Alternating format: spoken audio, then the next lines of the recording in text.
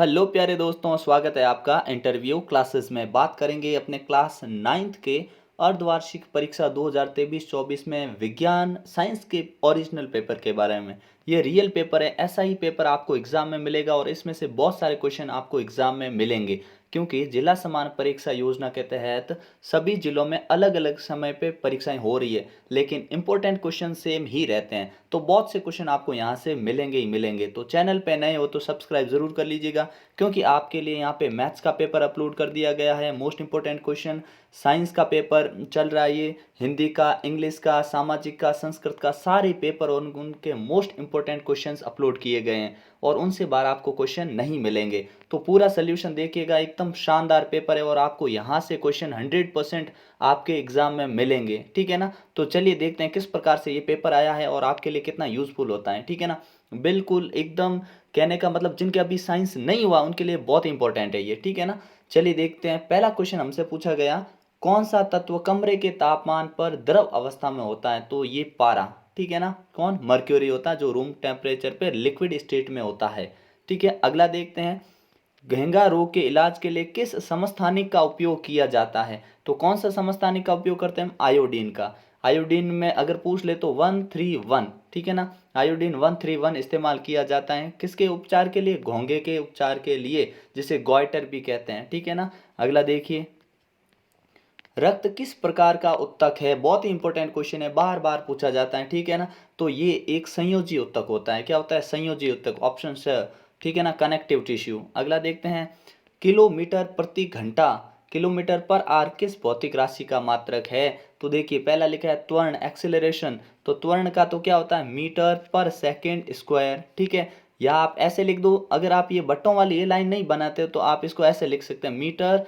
Second, ऐसे दो ऊपर घात लगा देंगे माइनस में, ठीक है। दोनों एकदम करेक्ट है, ठीक है। मीटर पर सेकेंड स्क्वायर बोलते हैं इसको, ठीक है ना। ये होता है त्वरण का, लेकिन हमें किलो मीटर प्रति घंटा पूछा है, ठीक है। तो ये वेग, वेग का क्या होता है? ये वेग का होता है मीटर प्रति सेकेंड, और जब इसकी यूनिट चेंज करते हैं तो किलोमीटर प्रति घंटा। तो ये किसका है? अपने वेग का है, ठीक है। बल का मात्रक जानते हैं आप, न्यूटन होता है। और संवेग का मात्रक क्या होता है? संवेग का मात्रक भी याद रखिए, आपसे पूछा जाएगा। तो संवेग का मात्रक होता है केजी मीटर पर सेकेंड, ठीक है ना। ये संवेग का मात्रक है, ठीक है। अगला देखते हैं, क्वेश्चन नंबर 5, जिसमें आपसे खाली जगहें पूछी जाएगी, ठीक है ना। दो दो खाली जगहें, तीन तीन, कैसे भी पूछ सकते हैं आपसे, ठीक है। तो क्वेश्चन क्या बोला है? टिंचर आयोडीन में विलेय तथा विलायक। अब टिंचर आयोडीन होता क्या है समझ लीजिएगा। टिंचर मतलब, टिंचर बोला गया एल्कोहल को, क्या होता है? एक तो होता है अपने एल्कोहल, एल्कोहल के अंदर क्या मिलाया गया है? आयोडीन, ठीक है। अब इन दोनों में कौन सा विलेय है और कौन सा विलायक है? तो ध्यान रखिए, जो ज्यादा होता है उसे बोलते हैं विलायक, जो कम होता है उसे बोलते हैं विलेय। तो यहाँ पे आयोडीन है वो अपने क्या है? विलेय है, और जो टिंचर है यानी एल्कोहल है ये विलायक है, ठीक है ना, ध्यान रखना। अगला देखते हैं क्वेश्चन, ऑक्सीजन परमाणु का प्रतीक चिन्ह। ऑक्सीजन परमाणु बोला है ना, तो उसका प्रतीक चिन्ह O होगा, और इसका द्रव्यमान कितना होता है? 15.999 इस प्रकार से होता है, जिसको हम नॉर्मली 16 U ऐसे लिखते हैं, ठीक है ना। यूनिफाइड मास, U यानी यूनिफाइड मास इसमें लिख देंगे। अगला देखते हैं क्वेश्चन, कोशिका भित्ति पाई जाती है। ध्यान रखिए, आपके साइंस में आने वाले मोस्ट इंपोर्टेंट क्वेश्चंस आपको प्लेलिस्ट में मिलेंगे। डायग्राम कौन कौन से आएंगे, और जो इस पेपर में डायग्राम आए आपके लिए बहुत इंपॉर्टेंट है, आपको अपने पेपर में भी देखने को मिलेंगे, ठीक है ना। और इसका कंप्लीट सोल्यूशन देखेंगे। कोशिका भित्ति पाई जाती है तो किस में होती है? कोशिका भित्ति होती है कुछ शैवालों में, और नॉर्मली किस में होती है? पादपों में। किस में? पादपों में होती हैं, तथा ये पदार्थ की बनी होती है, और ये बनी होती हैं सेलुलोज की। किसकी? सेलुलोज की, ठीक है ना, सेलुलोज, ये सेलुलोज की बनी होती है, याद रखिएगा इसको। अगला है, कोशिका का बिजली घर किसको कहते हैं? माइटोकॉन्ड्रिया को। माइटोकॉन्ड्रिया, ठीक है ना, याद रखिएगा, माइटोकॉन्ड्रिया। और अगला पूछा है कि माइटोकॉन्ड्रिया जो, इसमें ऊर्जा रहती है संचित किसके रूप में? इसको हम कहते हैं एटीपी, ठीक है ना। इसकी फुल फॉर्म भी पूछी जाती है, तो ध्यान से सुनिएगा, एडिनोसिन ट्राइफॉस्फेट, ठीक है ना, एडिनोसिन ट्राइफॉस्फेट, ठीक है। अगला देखते हैं, नेक्स्ट क्वेश्चन है, नारियल का रेशा, जो नारियल का रेशा होता है डैश उत्तक का बना होता है। किस उत्तक का बना होता है? तो हम कहते हैं इस उत्तक को स्क्लेरन कायमा। क्या कहते हैं? स्क्लेरन काई मा, ठीक है, स्क्लेरेनकाइमा का बना होता है। ठीक है, नाम थोड़ा आप समझ लेना, सुन तो आप ध्यान से रहे हो, ठीक है ना, लिखना आप जानते ही हो, ठीक है। स्क्लेरेनकाइमा। दूसरा हमसे पूछा है कि स्क्लेरेनकाइम का तो बना तो होता है, लेकिन इसमें डैश के जमाव के कारण इसकी भित्ति मोटी होती है। तो इसकी भित्ति मोटी होने का कारण होता है लिग्निन। क्या होता है? लिग्निन, ठीक है ना, लिग्निन, ठीक है, ये ध्यान रखिएगा। ठीक है, अगला प्रश्न है अपने लिए, वेग में परिवर्तन के दौर को हम क्या कहते हैं? त्वरण कहते हैं साहब। क्या कहते हैं? त्वरण, ठीक है, त्वरण कहते हैं। और क्या पूछा? इसका मात्रक क्या होता है? तो अभी हमने बात की मीटर पर सेकेंड स्क्वायर या मीटर प्रति सेकेंड स्क्वायर, ठीक है ना, कुछ भी लिख दीजिए दोनों में से। औसत चाल का सूत्र, अब औसत चाल का सूत्र क्या होता है? चाल होता है कुल दूरी बटे कुल समय, ठीक है ना, क्या आता है? कुल समय, ये होता है औसत चाल का। और दूसरा औसत वेग पूछा है, तो औसत विस्थापन क्या बोल देंगे? जितना विस्थापन हुआ है, औसत विस्थापन, ऊपर लिखेंगे विस्थापन बट्टे नीचे आएगा कुल लिया गया है औसत समय, ठीक है ना, क्या आएगा? नीचे समय। तो विस्थापन बट्टे समय क्या होता है अपने? औसत वेग होता है, ठीक है। अगला देखते हैं क्वेश्चन, वस्तुओं द्वारा अपनी गति की अवस्था में परिवर्तन का विरोध करने की प्रतिरोध करने की प्रवृत्ति को कहा जाता है। तो गति का पहला नियम क्या होता है? वस्तुएं जो होती हैं स्थिर अवस्था में वो स्थिर रहना चाहती हैं, गतिशील अवस्था में जो है गतिशील रहना चाहती हैं, जब तक कि उन पे कोई बाह्य बल कार्य नहीं करे। तो ये किसके कारण होता है? जड़त्व के कारण। किसके कारण? जड़त्व, ठीक है ना, जड़त्व के कारण होता है। और जड़त्व जो है यह वस्तु के डैश पर निर्भर करता है, किस पर? द्रव्यमान पर। किस पर? द्रव्यमान पर। जिस वस्तु का जितना ज्यादा द्रव्यमान होगा उसका जड़त्व भी उतना ही ज्यादा होगा। अगला प्रश्न है, हमसे पूछा गया है कि फिल इन द ब्लैंक्स पूरे। अगला सवाल है कि उबलते हुए जल और भाप में से जलन की तीव्रता अधिक किस में होती है? बड़ा ही सिंपल सा क्वेश्चन पूछा गया। ये हम जानते हैं कि एक जल उबल रहा है, एक उसमें से भाप निकल रही है, तो ज्यादा खतरनाक पानी से ज्यादा जलेंगे कि भाप से? तो ध्यान रखिए, भाप से जलन ज्यादा होगी। कारण क्या है? उबलते हुए पानी की तुलना में इस भाप की ऊर्जा, क्या ऊर्जा अधिक होती है? क्या होती है? ऊर्जा अधिक होती है, जिसके कारण ये हमें ज़्यादा नुकसान पहुंचाती है। जिसकी ऊर्जा ज़्यादा होती है उसकी विशिष्ट ऊष्मा भी ज़्यादा होती है, वाष्पीकरण की ऊष्मा इसमें ज़्यादा होती है, जिसके कारण ये ज़्यादा नुकसान पहुंचाती है। फिर पूछा है, निम्न भौतिक और निम्न परिवर्तन राशियों को, मतलब भौतिक और रासायनिक परिवर्तन को वर्गीकृत कीजिए। 3 नंबर का क्वेश्चन है, इनमें से आपको पता लगाना है। तो देखो, अलमारी पे जंग लगना, ये क्या? ये रासायनिक है। क्या है? रासायनिक, ठीक है ना। दूसरा है पेड़ को काटना, पेड़ों को काटना, ये भौतिक है, ठीक है ना, क्या है? भौतिक। अगला है लकड़ी व कागज का जलना। देखिए, जलने का कोई भी काम होगा वो हमेशा रासायनिक परिवर्तन होगा। क्या होगा? रासायनिक, रासायनिक परिवर्तन, ठीक है। अगला सवाल देखते हैं, नेक्स्ट है कि हाइड्रोजन समस्थानिक के प्रतीक और उनके परमाणु द्रव्यमान लिखिए। हाइड्रोजन के समस्थानिक, तो आप जानते हैं हाइड्रोजन के, मैं तीनों समस्थानिक के नाम लिखता हूँ। हाइड्रोजन में कितने? 3 समस्थानिक होते हैं, और तीनों के आपको नाम और प्रतीक चाहिए, देखिए। और उनका आपके द्रव्यमान पूछा, परमाणु द्रव्यमान पूछा ना, ये रहा 1, और यहाँ लिखेंगे 2, और ये लिखेंगे 3, ठीक है। इसका नाम होता है अपने क्या, इसको याद कर लीजिएगा आप, ठीक है ना, प्रोटियम, प्रोटियम, ठीक है। और दूसरा जो होता है इसको कहते हैं ड्यूटेरियम। क्या कहते हैं? ड्यूटेरियम, ठीक है। और तीसरा होता है, इसको कहते हैं ट्राइटियम। वापस लिखता हूं मैं एक बार, है ना, नाम को इसको अच्छे से लिखना है ना, थोड़ा ही मुश्किल नाम है इसलिए मैं लिख देता हूं, ठीक है ना, थोड़ा ढंग से। ट्राइटियम, ठीक है।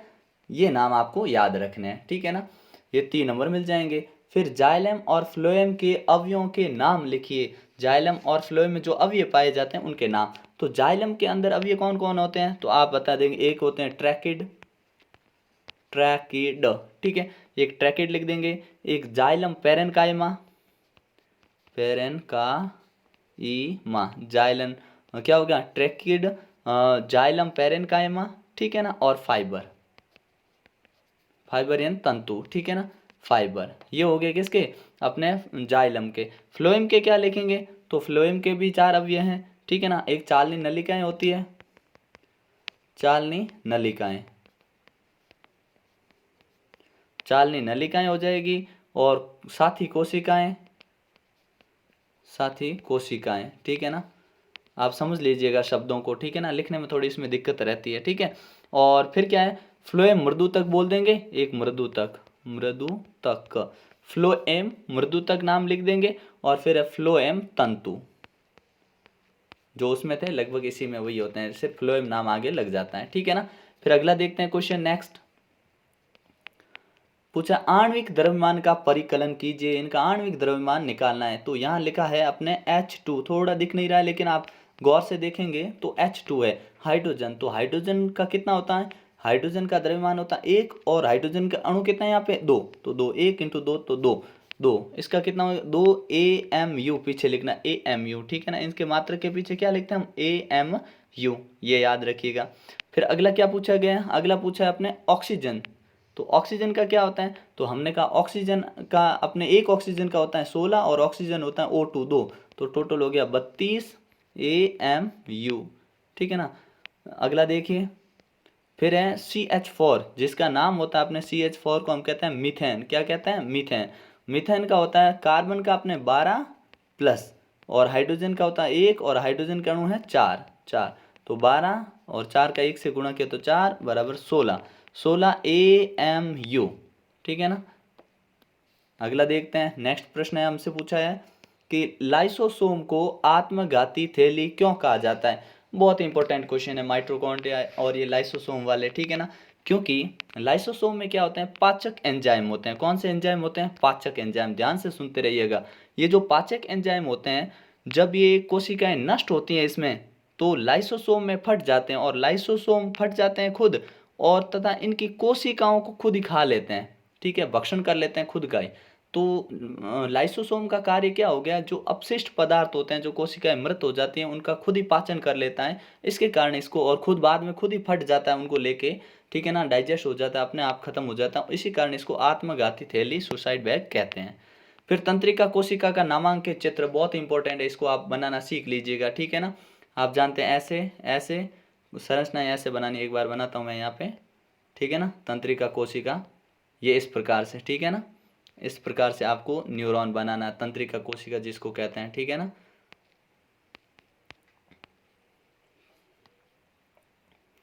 ठीक है, इस प्रकार से बनानी कोशिका, ताकि अच्छे से बन जाए, ठीक है ना। ऐसी कोशिका ये होती है द्रुमिका, ठीक है ना। यहाँ होते हैं अपने तंत्रिकाक्ष, यहाँ होते हैं तंत्रिकाक्ष। तो ये डायग्राम आप आराम से देख सकते हैं, डायग्राम के लिए भी आपको वीडियो मिल जाएगा, तो ज़्यादा दिक्कत आपको उसमें भी नहीं रहेगी, ठीक है ना। फिर संवेग को परिभाषित कीजिए और इसका सूत्र भी लिखिए। तो संवेग क्या होता है, देखिए, संवेग का सूत्र से परिभाषा सीख जाएंगे आप। क्या सीखेंगे, संवेग होता है P = mv, ठीक है ना, ये होता है संवेग। संवेग कौन से नियम में हमने पढ़ा है, तो संवेग आता है अपने गति के दूसरे नियम में, ठीक है, जिसमें क्या होता है, द्रव्यमान और वेग के गुणनफल को ही हम क्या कहते हैं, संवेग कहते हैं। ये इसका सूत्र है। और इसका प्रतीक चिन्ह पूछे हमसे, मतलब मात्रक पूछे, ऐसा ही मात्रक इसका, तो किलोग्राम मीटर पर सेकंड होता है, ठीक है ना। ये इतना आपको लिख देना है।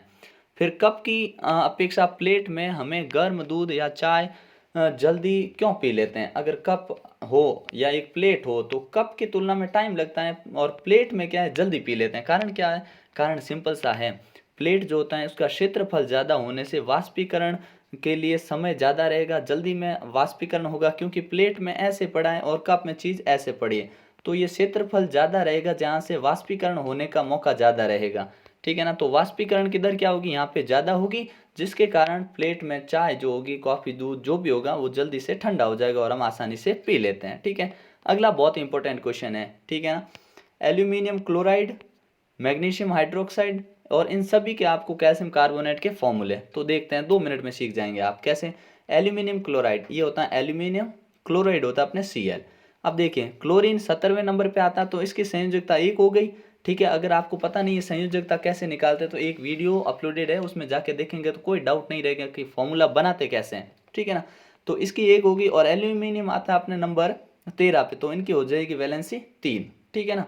कौन सा एल्यूमिनियम कौन से नंबर पे आता है, देखिए हमने लिखा KLM, ये कक्षाएं, ठीक है, 2, 8 और इधर रहेंगे 3, ठीक है ना। तो 13 नंबर पे आता है एल्यूमिनियम, 3 अंतिम कोष में इलेक्ट्रॉन होंगे, तो यहाँ 3 लिख दिया। अब ध्यान से देखिएगा, ये जो इलेक्ट्रॉन है ये इसके नीचे जाएंगे, ये इसके नीचे, तो देखिए AlCl3, तो ये क्या हो गया, एल्यूमिनियम क्लोराइड। ठीक है, अगला कौन सा पूछा, अगला देखिए मैग्नीशियम हाइड्रोक्साइड, तो मैग्नीशियम होता है Mg, हाइड्रोक्साइड होता है OH।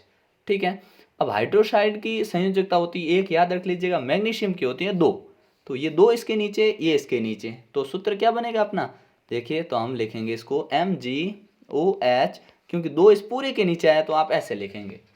ठीक है ना, ये हो जाएगा मैग्नीशियम हाइड्रोक्साइड। अगला देखते हैं कैल्शियम कार्बोनेट, बड़ा ही सिंपल है, कैल्शियम CaCO3।